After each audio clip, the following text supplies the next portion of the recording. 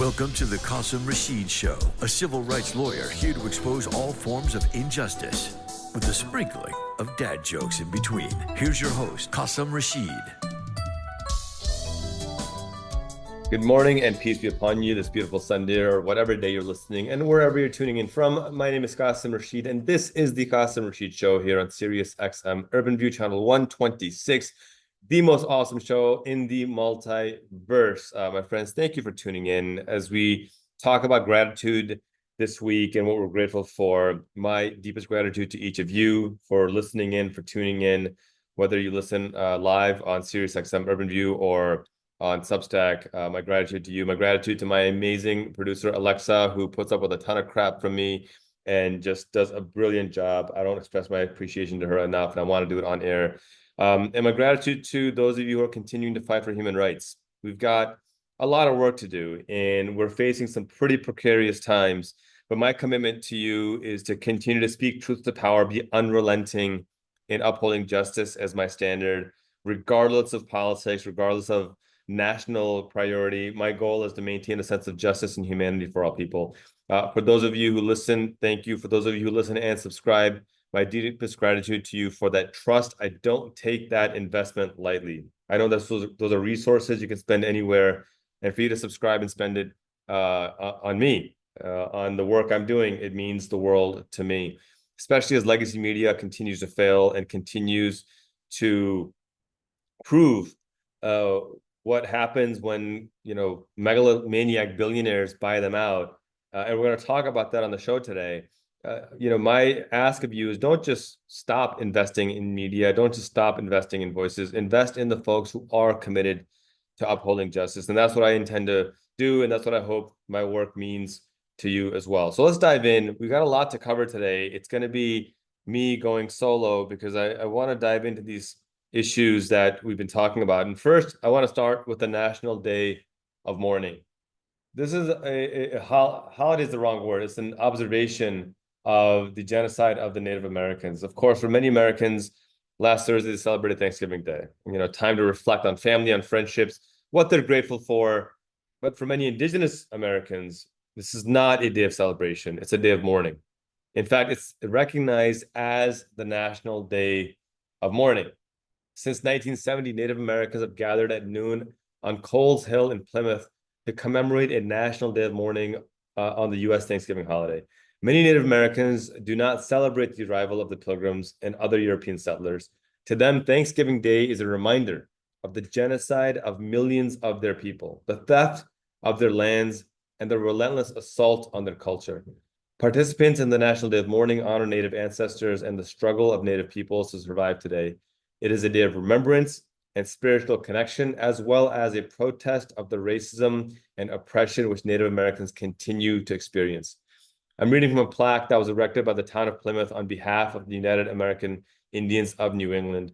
And this is the 54th year that this National Day of Mourning has been observed. And I want to spend just a few minutes talking about that. They say about America, it's the only country in the world that was founded on stolen land, by people stolen from their land.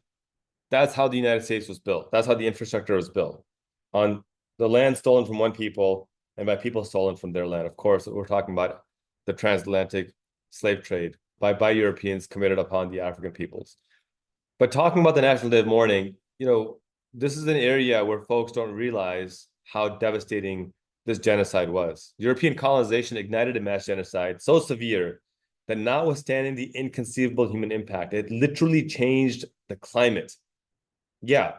And while scholars differ on the precise number of Native Americans killed, leading scholarships estimates that European colonizers mass murdered at least 56 million Native Americans in North, Central, and South America. 56 million. That's larger than most countries on Earth. Think about that. 56 million. This recent study found that when Europeans arrived in the Americas, they caused so much death and disease that it changed the global climate. European settlers killed 56 million indigenous people over about 100 years in South, Central, and North America, causing large swaths of farmland to be abandoned and reforested. Researchers at University College in London estimate that the increase in trees and vegetation across an area the size of France resulted in a massive decrease in carbon dioxide in the atmosphere Carbon levels changed enough to cool the Earth by 1610. Of course, Columbus arrived in 1492. And again, Columbus's arrival and certainly the subsequent mass European colonization and transatlantic slave trade that those colonizers enacted was devastating to hundreds of millions of Native Americans. And while some still defend Columbus to this day, I've talked about this before, he wasn't some noble hero. His own writings show that he was a fascist and a terrorist and a genocidal maniac by any stretch of the imagination. And I really need to question your intelligence or your integrity if you ignore his own words when he talked about his genocidal intentions. He writes this, and Professor Bourne records this in his book in 1906, but he writes in a letter to King Ferdinand and Queen Isabella, he says, "Your Highnesses, as Catholic Christians and princes who love the holy Christian faith and the propagation of it, and who are enemies of the sect of Muhammad and to all idolatries and heresies, send me, Cristobal Colon, to the said parts of India to see the said princes, with a view that they might be converted to our holy faith. Thus, after having, this is his words, thus, after having turned out all the Jews from your kingdoms and lordships, your highnesses gave orders to me that with a sufficient fleet, I shall go to said parts of India, I shall forget sleep, and shall work at the business of navigation, so that the services be performed." And then we saw the 56 million killed because of the genocide that he initiated. 56 million. The point I want to close before we go to break is this, that this is not something that just happened hundreds of years ago. The National Institute of Health reports that now more than 1 in 5 Native Americans, nearly a quarter, 23%, report experiencing discrimination in clinical encounters. 15% avoided seeking health care for themselves or family due to anticipated discrimination. A notable share of Native Americans reported that they or their family members have experienced violence, 38%, or have been threatened or harassed, 34%. In adjusted models, Native Americans had higher odds than whites of reporting discrimination across several domains, including healthcare, interaction with police and courts, and the list goes on and on. So this genocide, this horror that they're suffering continues to this day. It's why Native Americans have such a low birth rate, have a low maternal mortality, high maternal mortality, high infant mortality, and low life expectancy compared to the rest of American society. And I published on my Substack a list of 7 or 8 things you can do, including giving money to indigenous organizations to help counter the violence and genocide that they're facing. It is long past time for the U.S. to properly honor Native Americans. President Biden's formal apology for U.S. government-run Indian boarding schools is a step, but it's a step. It's words. We need actions. That step is necessary, but woefully insufficient in providing meaningful economic, social, and practical resources to undo centuries of historical wrongs. And like Indigenous Peoples Day, which takes place earlier in the year to replace Columbus Day, the National Day of Mourning is not just about correcting historical wrongs, it's also about recognizing the resilience and the contributions of Native Americans and creating space for a more truthful understanding of American history. This holiday of Indigenous Peoples Day and its observation of the National Day of Mourning serve as opportunities for reflection, for learning, and for understanding and respecting a people who are the original stewards of this land. So as we give thanks this week, spend some time learning about Indigenous cultures and histories and investing your resources to counter these ongoing struggles that Indigenous peoples are suffering through even today. We can play our role in helping restore the justice that's been denied too long, but we must take action. All right, when we come back from break, I want to do a deep dive into an editorial written by the Washington Post on the genocide happening in Gaza, from one indigenous genocide to another. And it's beyond disappointing how propagandized this Washington Post editorial is. You would think this was written by like Newsmax or some other right-wing Fox Media type of outlet, but no, this is by the Washington Post. And it's a devastating indictment of just how devastating our media has become, how fallen it is in relation to facts and truth. And if you think it's bad, I promise you it's even worse than you might imagine. You're listening to the Qasim Rashid Show here on Sirius XM Urban View Channel 126. When we come back, we'll be talking genocide in Gaza. Don't go away.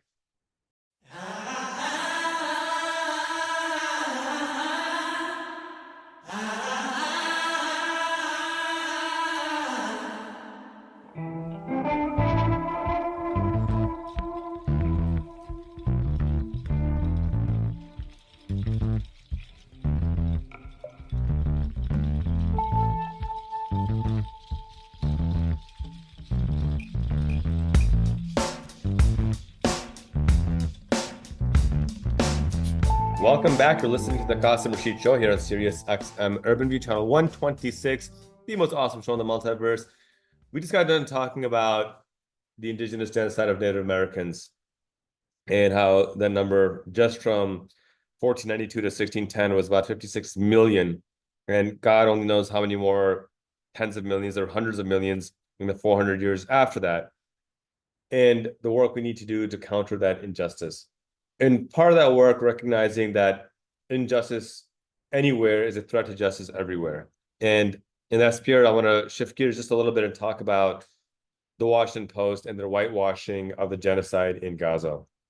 You'll recall earlier, the Washington Post refused to endorse a presidential candidate, and now they've published their encore abdication of duty by defending Israeli Prime Minister Benjamin Netanyahu against an ICC arrest warrant. The ICC, as you know, is the International Criminal Court. We've talked about this before. And they issued an arrest warrant for Benjamin Netanyahu, former Defense Minister Gallant, and 3 Hamas leaders, all of whom have actually been killed for war crimes and genocide. The Washington Post came out and said, quote, "The ICC is not the venue to hold Israel to account." This is the editorial board. This is not some rando writing an op-ed. This is the actual editorial board. And so I took the time to read through their argument. And, I will admit, I expected I'd disagree with part of it. I thought, I've never read anything like this where I agree with every part of it, but I didn't think I'd disagree with every part of it. And when I talk about disagree, I found a poorly written, illogically argued propaganda piece full of deceptive lies and omissions, out of context claims, bizarre contradictions, and deceptive lies and omissions. I mean, just flat out lies. Democracy dies in darkness is apparently no longer the Post slogan, but instead it's their mission statement. Their editorial board has done such a massive disservice to journalism, to human rights, and to international law. I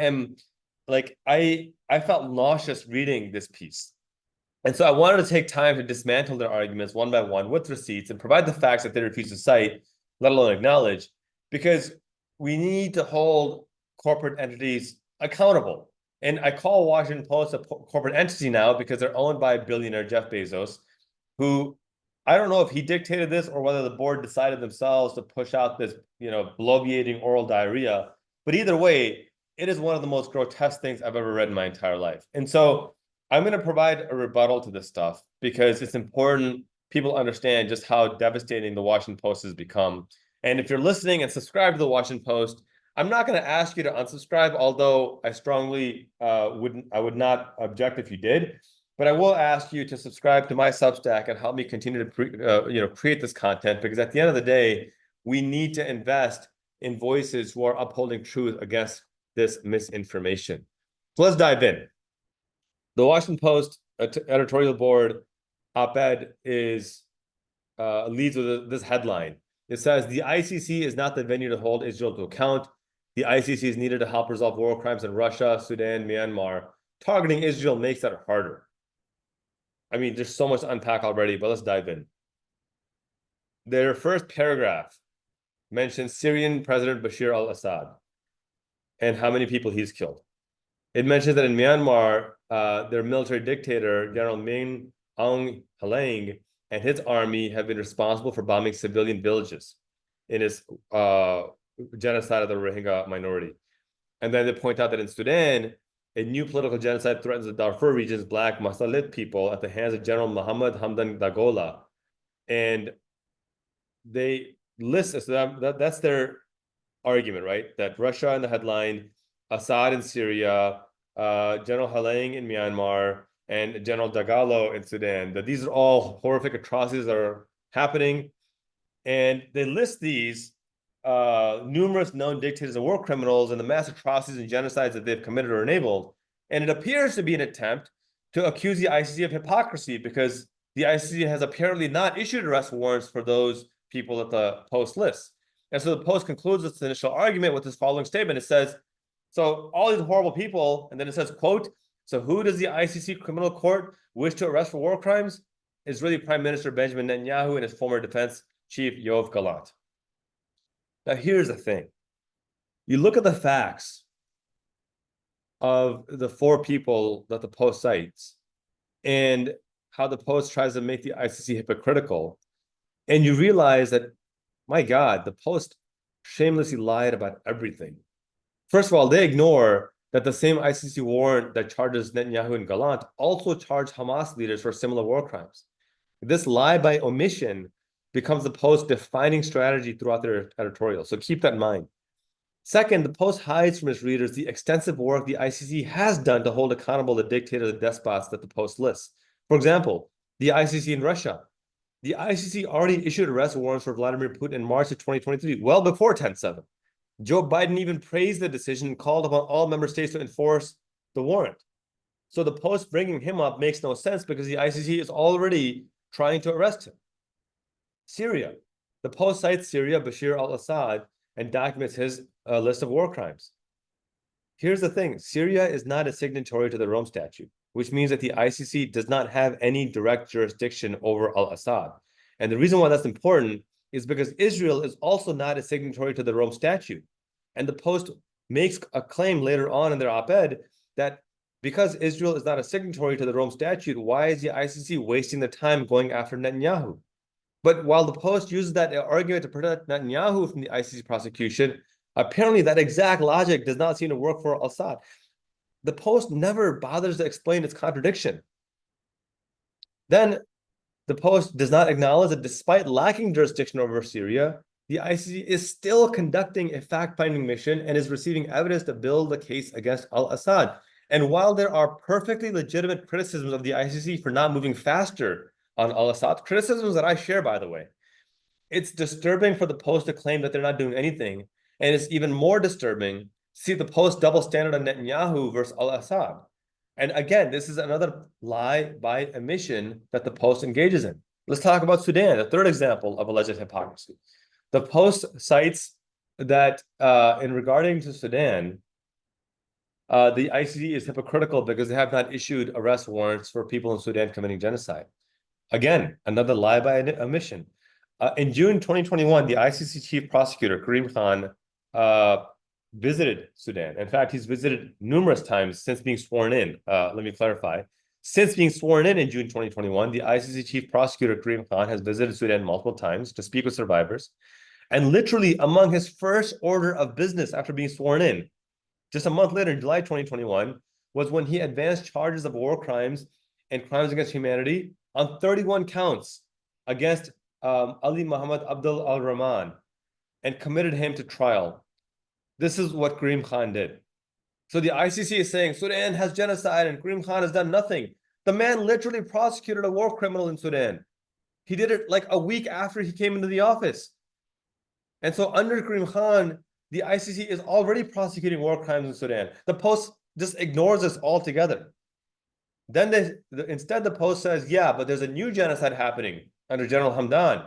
And why isn't the ICC doing anything? And if the Post had done just a little bit of homework, they would know that way back in August of 2022, Karim Khan warned General Hamdan that we are investigating you and we require full cooperation. So that is already happening. It's already happening. What the ICC is being accused of not doing, Karim Khan has been doing for years, and the Post flat out lies to their audience. Let's talk about Myanmar. Another example of hypocrisy, alleged hypocrisy, that the Post cites. Once again, the Post hides from its readers that the ICC has been building a case against General Halang for years. And in fact, ICC prosecutor Karim Khan has already filed for an arrest warrant against the general for war crimes, sexual violence, and genocide against the Rohingya. What more does the Post want? The ICC is already doing. In all four examples the Post cites of alleged ICC hypocrisy, the ICC is already seeking to arrest Putin, already seeking to arrest Halang, already arrested war criminals in Sudan, and is already investigating Assad in Syria. The Post hides all of this from its readers in a grotesque lie by omission. Horrifying. The Post continues and says, Israel is not a member of the ICC and the warrants will have limited practical effect. Again, as mentioned earlier, the Post defends Netanyahu as immune from ICC prosecution because Israel is outside ICC jurisdiction, and then condemns the ICC for not prosecuting al-Assad despite Syria being outside ICC jurisdiction. The hypocrisy of the Post is disgusting. Likewise, it appears the Post either did not bother to read or does not care about the authority the ICC cites in charging Netanyahu and Gallant. And a quick read of the ICC statement announcing the arrest warrant demonstrates the clear authority they have. And that clear authority is that because Palestine, the occupied territories, Gaza and the West Bank, are members of the ICC, and because Netanyahu committed his war crimes that he's accused of in the West Bank and Gaza, therefore, by default, he is liable to ICC prosecution because he committed crimes where ICC has jurisdiction. This is basic law, folks. Basic law. It's like the editorial board didn't hire a single lawyer to read the stuff, didn't hire a single competent person to read the stuff. It's very well established. The Post has nothing to refute these facts. Maybe they don't understand international law. Maybe they just hoped that the lie by admission will go unnoticed, or perhaps a combination. Most likely, my theory is that the Post knows the ICC has authority and is simply not willing to admit the facts because doing so would undermine their entire argument. But the Post continues. They say, countries in the past have promised to uphold ICC arrest orders only to ignore them when convenient. Now, here's where the Washington Post racism comes to the fore. Of the 125 countries that are ICC members, in the link where the Post calls out countries that have ignored ICC arrest orders, the only country they mention is South Africa, alleging that South Africa is a country that has ignored ICC arrest warrants. Now, obviously, they're targeting South Africa because South Africa is at the forefront of charging Netanyahu and Israel with genocide with their ICJ case. Now, notwithstanding the implicit racism in targeting South Africa alone, the Post once again lies by omission to its readers. While it is true that a political party in temporary power in South Africa attempted to ignore an ICC arrest warrant and withdraw from the ICC, the South Africa Supreme Court overruled that political party, overruled their attempt to disregard the ICC warrant, and upheld South Africa's binding obligations to the ICC. In doing so, South Africa affirmed its obligations to the ICC, and to this day remains a committed member of the ICC and says under no circumstance will they ignore an ICC arrest warrant. The Post took a political party's political position and ignored that the actual position of the government of South Africa and the Supreme Court of South Africa is, oh, we will absolutely uphold the ICC arrest warrant. Again, a flat-out lie by the Post. The Post continues. But the arrest orders undermine the ICC's credibility and give credence to accusations of hypocrisy and selective prosecution. The ICC is putting the elected leaders of a democratic country with its own independent judiciary in the same category as dictators and authoritarians who kill with impunity. End quote. As mentioned already, the ICC is not engaging in selective prosecution. That's a lie. It's been debunked. But if there is hypocrisy, it is the Post holding Netanyahu to one standard of immunity and Assad to another, when in reality both should be prosecuted for war crimes. If there is hypocrisy, it's the Post inexplicably seeming to suggest that just because a country has democratically elected leaders with an independent judiciary, there somehow cannot be war crimes and genocide committed. The logic is as confounding as it is utterly stupid. What, pray tell, can the Post cite to as evidence that just because a politician is elected, they are somehow exempt from being able to commit war crimes? It's nonsensical. The Post continues, quote, Israel went to war in response to the Hamas attack of October 7th, 2023, which left 1,200 Israelis dead and another 250 taken hostage, around 100 of them whom still remain captive, end quote. Here, the Post pretends the history of violence between Israel and Palestine began on October 7th. To be explicitly clear, on October 7th, 2023, I went on record to call Hamas's violent assault on Israel as a war crime. I was unequivocal. It is a war crime. I also made clear that October 7th was a continuation of violence, not an instigation of violence, as I have said before. Why is it we never hear media report that in the year prior to October 7th, 2023, Hamas killed 240 Israeli civilians, including 47 children, kidnapped more than 800 Israeli children, held 8,000 Israelis hostage, and built more than 1,200 homes on Israeli land? The answer of why we never hear media talk about all these is because these are not atrocities Hamas committed. These are all atrocities the Israeli government committed. The Post never acknowledges these facts for the war crimes that they are. In their worldview, to quote international human rights lawyer Diana Buttu, nothing justifies 10/7, but 10/7 justifies everything. And to be sure, each of these facts have receipts. In the year prior to 10/7, the Israeli government killed at least 240 Palestinian civilians, including 47 children in the West Bank. Not in Gaza, but in the West Bank where Hamas does not exist. In that same period of time, the Israeli government kidnapped more than 800 Palestinian children, separated them from their parents, put them in indefinite detention, where they are still suffering physical and sexual abuse, according to Israeli human rights organizations. The Israeli government additionally held 8,000 Palestinian civilians hostage in indefinite detention, without trial, without charge, without conviction, without access to counsel, and then built 12,000 illegal homes on Palestinian land in just the first half of 2023. When has the Post called out any of these atrocities? When have they called out for the release of any of these hostages? Never. In fact, on October 6, 2023, the human rights group Defense of Children International reported, this year has witnessed the highest number of attacks on Palestinian children by Israeli forces, either by killing or maiming or arresting. In August, Human Rights Watch said in a report that 2022 was the deadliest year on record for Palestinian children in the last 15 years. This year is even worse, as 45 children were killed by the occupation forces in 2022, but 47 have already been killed in 2023, and the year is not over. This is a quote from Ayed Abu Kotesh from Defense of Children International. He goes on to say, the main reason for this spike is the fact that there is complete lack of accountability. And there hasn't been a single case of accountability in the occupation army for killing or maiming a child. Not a single case. Remember that, because I'm going to come back to that later. Currently, Israeli forces hold 160 Palestinian children in jail, including 32 who are under 15 years old. Since 2000, Israeli forces have killed 2,300 Palestinian children. This is before 10/7, by the way. I repeat, this report was published on October 6th, 2023. But the Post would have us believe that none of the above happened, and October 7th was some spontaneous attack out of nowhere. In reality, October 7th was a war crime in response to Israeli war crimes.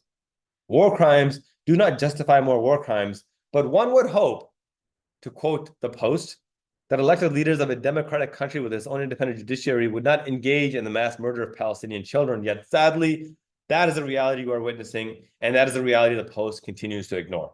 And that's why the Post continues. The ICC's arrest warrant for one of the authors of that massacre, Hamas leader Mohammed Deif, who was probably killed in an Israeli airstrike months ago, looks more like false equivalence than genuine balance. To be sure, far too many innocent Palestinians have been killed and maimed in Israel's 13-month-long war against Hamas. More than 44,000 have died, according to the Gaza Health Ministry, which does not distinguish between civilians and combatants. God, there's so much crap to undo here.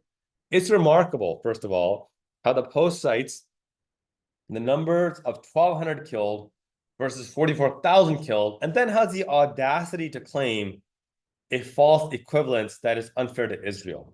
Are you kidding me?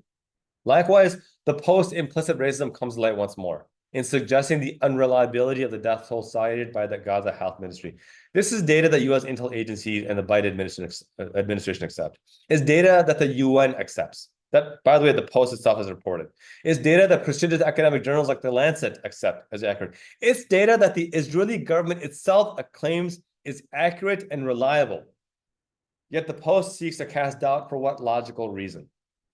And next, while earlier the Post insinuated that the ICC only charged Netanyahu and Gallant, now it complains that it also charged them with Hamas leaders. And their complaint is that, well, this is just an unfair equivocation. Let's be clear. War crimes do not need equivocation to be considered war crimes. What Hamas committed on 10/7 was a war crime because they targeted civilians. What Netanyahu and Gallant committed well before and well after 10/7 are also war crimes because they target civilians. But for the sake of argument, right, let's use the Post terminology of equivocation.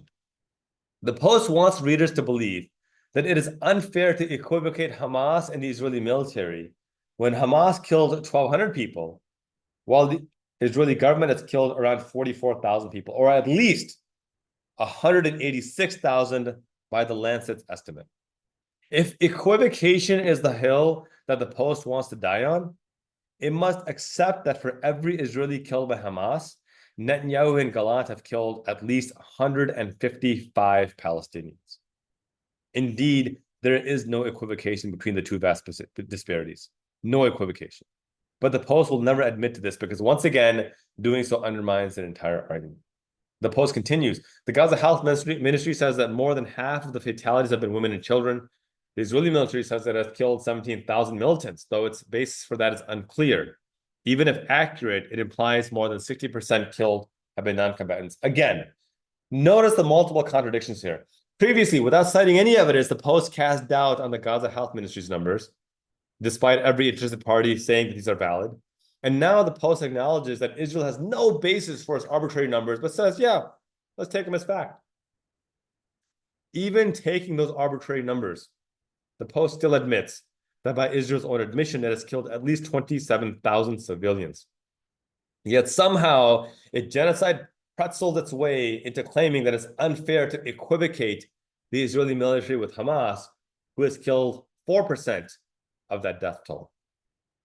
Hamas has killed 4% of the people that Israel has killed, and the Post is offended at the idea of equivocation.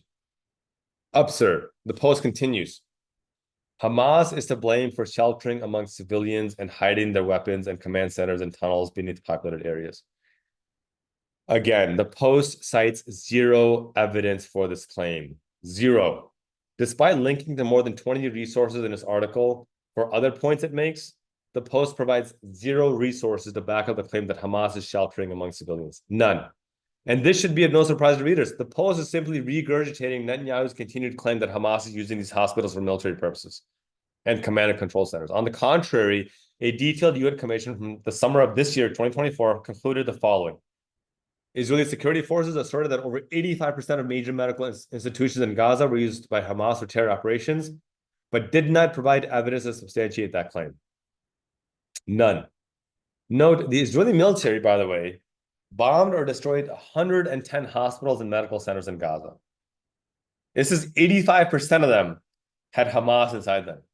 Yet, when the UN investigated and asked the Israeli military and senior medical personnel in all the hospitals, they found evidence not of 50%, not of 25%, not even of 10%, not even of 1%. They found zero evidence of Hamas in these hospitals. Zero. The Israeli government could not find a single hospital or medical center that had Hamas hiding in it. Not one. And making the Post even more hypocritical and brazen in their propaganda is that there's ample evidence that the Israeli military, in fact, is using Palestinian civilians as human shields. And this is a fact that the Washington Post reported on November 3rd. That the Israeli military is using Palestinians and Palestinian children as human shields. The Post launched a daunting allegation against Hamas of using human shields, offered no evidence whatsoever, all the while ignoring that its own journalists are confirming that Israel is using Palestinians as human shields, which is a war crime. Just unhinged propaganda from the Post.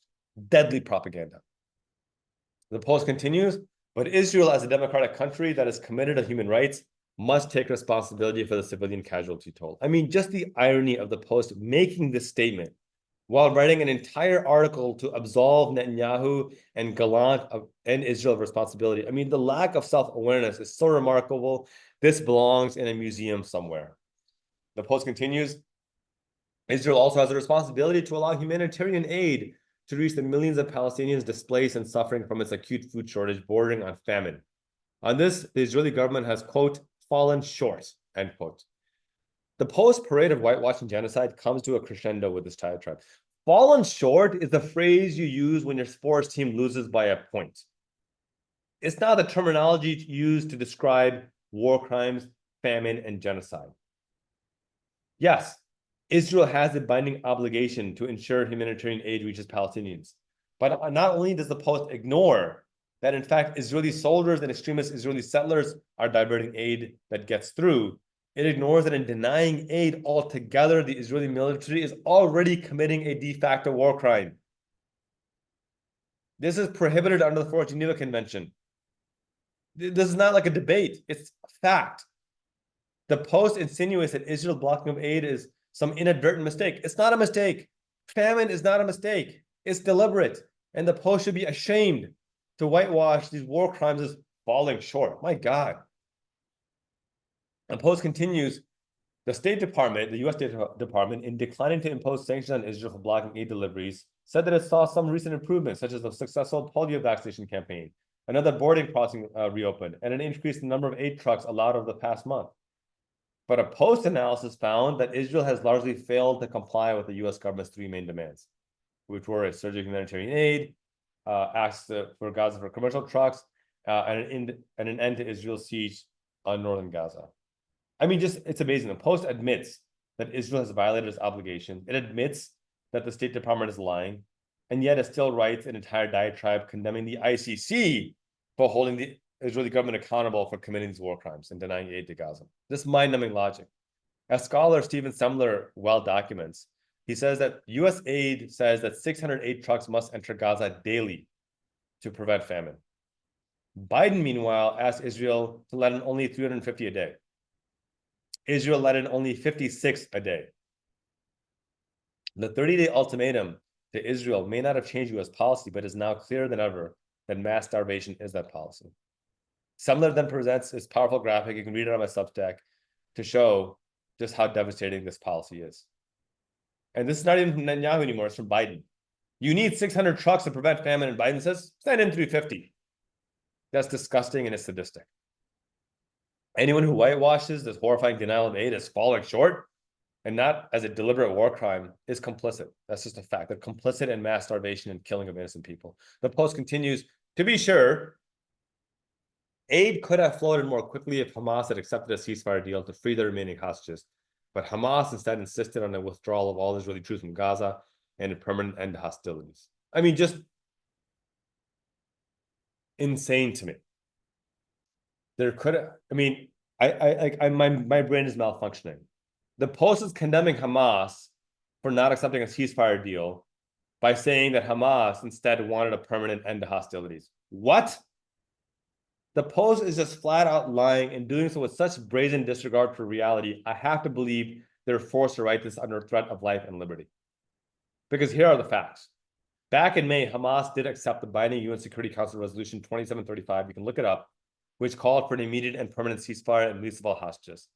Most remarkably, this was Israel's own proposed deal. This was not Hamas's deal that they made up on their own. This was Israel's proposed deal that went to the U.S. The U.S. said, yes, we agree. We'll push a UN Security Council to force Hamas to comply.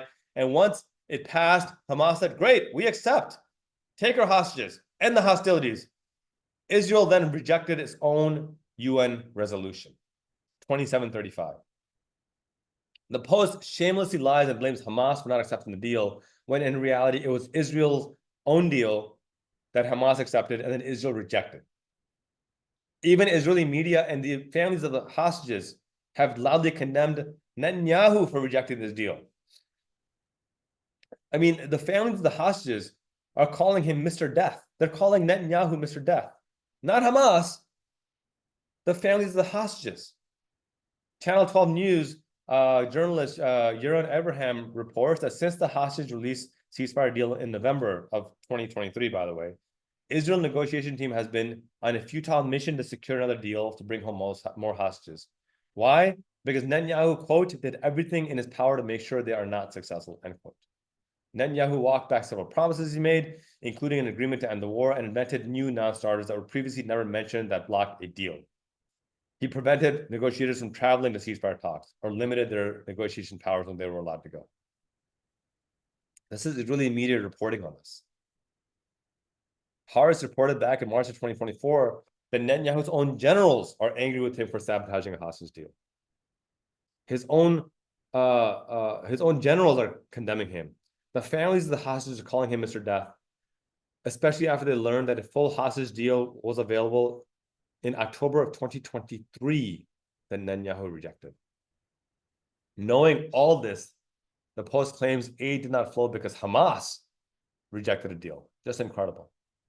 And you know, for the sake of argument, even if that was the case, that Hamas rejected a deal, it doesn't change the fact that an occupying military army like Israel still has an obligation to ensure aid reaches the civilian population. It's still a war crime to deny aid. Whatever Hamas does, it is still a war crime to deny aid.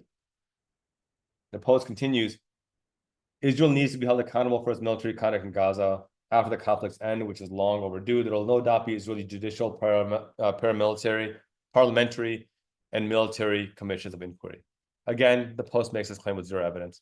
The conflict has been ongoing for more than half a century. There has never been accountability. Pray tell, when has there been any accountability for Israel building an illegal 1 million settlements, for killing more than 2,200 Palestinian children since the year 2000, before 10/7, by the way, for killing Hind Rajab with more than 300 bullets from a tank at point blank range in 2023. The Post cites zero examples of accountability. Where's the accountability for the murder of Shireen Abu Akleh? Where is the accountability for the 44,000 civilians who have been killed?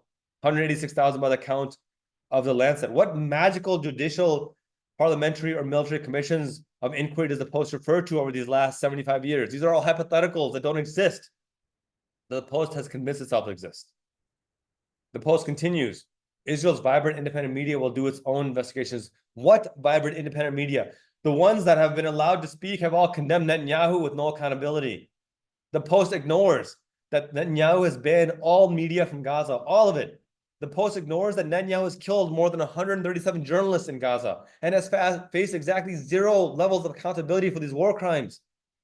The vibrant independent media to which the Post refers to is muzzled by Netanyahu, and rather than call out this massive injustice, the Post adds another layer of suffocating cover for genocide. The Post continues, some Israeli reserve soldiers have already been arrested. So what? A few have been arrested for committing rape, and they've suffered no accountability whatsoever. There are thousands of such examples. And if you've arrested a few who have not even been prosecuted or charged yet, despite clear video evidence of rape, what in the world are you referring to when you talk about accountability? They acknowledged one torture camp, but ignored that more than 10,000 Palestinian civilians are right now being held hostage, indefinite detention in Israel. This is not from some, Palestinian human rights organization. These are from Israeli human rights organizations. Bet Salim, an Israeli human rights organization, reports more than 1,000 children suffer in Israeli prison.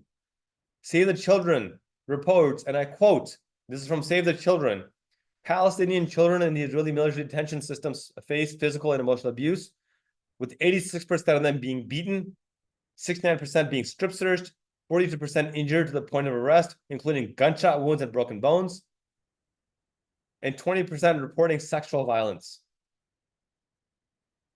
How in the world is the Post going to talk about an independent judiciary when this is happening? The Post finally concludes and talks about the ambivalent relationship that the US has with the ICC. Another bunch of hogwash. The ICC would not exist without the US providing funding and practical support.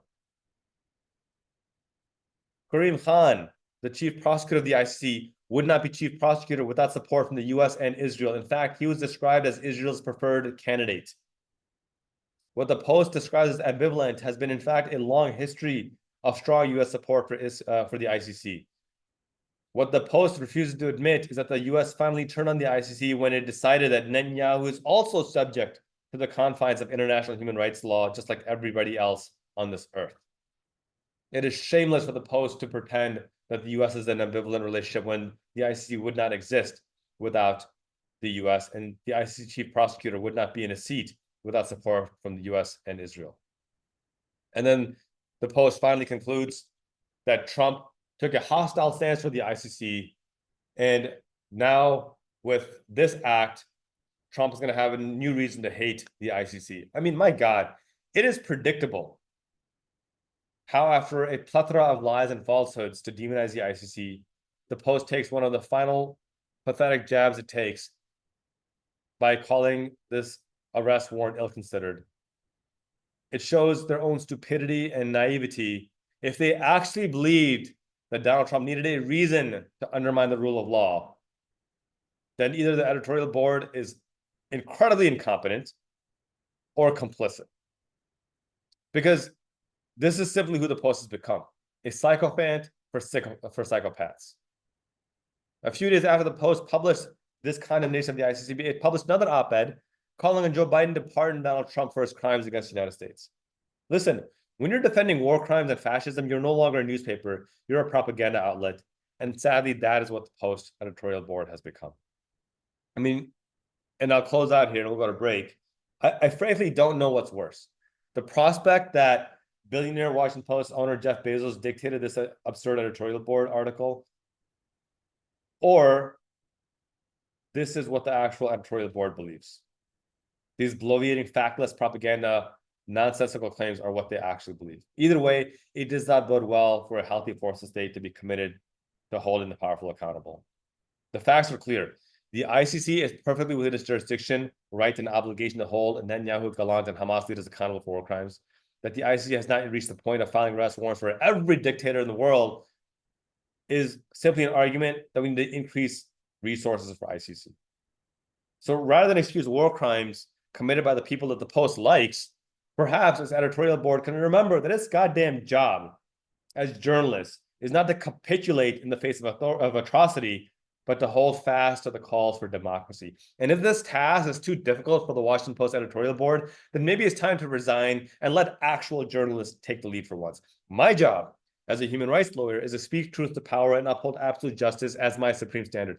That mandates holding accountable the privileged and the powerful, the wealthy and the well-connected, and the corrupt and the cruel, all while uplifting the marginalized and the manipulated. That is my promise to you, and is a promise that I will not break under any circumstance. That's why I'm asking each of you, especially if you're listening to this on Substack, hit that subscribe button with a paid subscription, because that is how we continue to hold powerful accountable, by investing our resources.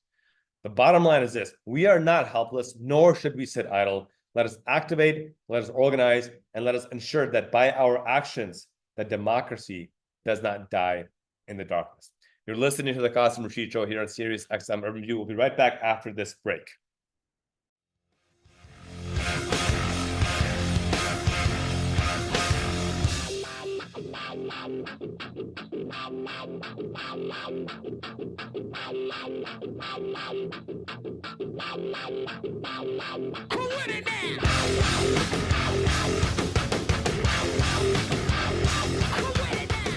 Welcome back. You're listening to the Qasim Rashid Show here on Sirius XM Urban View, channel 126, the most awesome show in the multiverse. Thank you for listening to my rant last session regarding the Washington Post editorial boards, just ridiculous, disgusting, shameless whitewashing of genocide. And as we close out these final couple of minutes, I want to make a hard ask of each of you. Three really important asks of each of you. We're in this holiday shopping season, and it's always been ironic to me that Black Friday, the infamous Friday Americans gorge on materialistic things, always comes the day after giving thanks for the things that we already have. So I want to make three important requests. One, as you go shopping this holiday season, shop local, shop small business, shop women and minority-owned businesses, shop unionized businesses. You guys, this is what built this country. And this is what we need to continue to invest our resources in. A shameless plug, if you're looking for stylish attire, check out equalentrance.com. It's my wife's small business. I love her to death, and I'm trying to be a good husband. So go support her there. Attire, shawls, activism wear is awesome stuff. You'll check it out, equalentrance.com. Two, and this part is important, invest in uplifting marginalized communities. Invest in your local nonprofits, your social welfare programs, whether it's donating your time, your food, your clothing, your money. Play an active role in uplifting those individuals and organizations doing the hard work of serving all humanity. For my part, I'm donating to Humanity First USA, a resilient nonprofit that I've worked with for decades that provides food, shelter, clothing, healthcare, education, period products to combat period poverty for women and marginalized communities all over the world. Find an org that you believe in and invest in them. And three, as we close out, I want you to join Let's Address This and become a paid subscriber. And for those who are already paid subscribers, you can become a gift subscriber. You can gift a subscription. You know, I launched Let's Address This about 7 months ago, and this week we surpassed more than 80,000 subscribers. It's just incredible. I can't tell you how much I cherish your trust and partnership as we tackle these critical human rights issues. And in these last 7 months, we've aired 33 amazing shows with national thought leaders. We've written over 230 articles, you know, spanning critical topics like genocide and protecting abortion access and economic, social, and climate justice, indigenous rights, combating anti-Semitism, combating Islamophobia, combating homophobia, the presidential debates, child protection, immigration, the list goes on. And that's made possible by your support. We've actually earned more than 80,000 subscribers from all 50 states and 139 countries globally. My friends, this is a national movement. And our movement is growing, but that requires resources. I've got plans for the future. I want to get into long-form video content. I want to grow our podcasts and Sirius XM show. I want to have a merch store. I want to get new prominent guests, and these require resources. And as I said, with legacy media plummeting due to lack of credibility, my ask of you is to invest your resources into Let's Address This. Help us better ensure that you and everyone you know is more informed on the critical human rights issues that impact us all. This doesn't happen by accident. It happens by actions, by actionable investment. Hit that subscribe button and share this with your family and friends, because that is how we build a more just future. Our country and our world are in precarious times, but that's why we stand united for the sake of all humanity. You have my promise to stand firm for justice above all else. Thank you for your trust as we continue to fight for universal human rights. I promise I will not let you down. Thank you, my friends, for tuning in. Be sure to follow us on social media at Qasim Rashid across all platforms. Hit that subscribe button if you're listening on Substack. We will continue to advance a show that builds on compassion, justice, and accountability for those in power. Got a great show lined up for next week. Be sure to tune in, same time, same place, at 10 a.m. Eastern on Sirius XM Urban View Channel 126. My friends, be fierce, lead with compassion and justice, and continue speaking truth to power. Until next week, peace.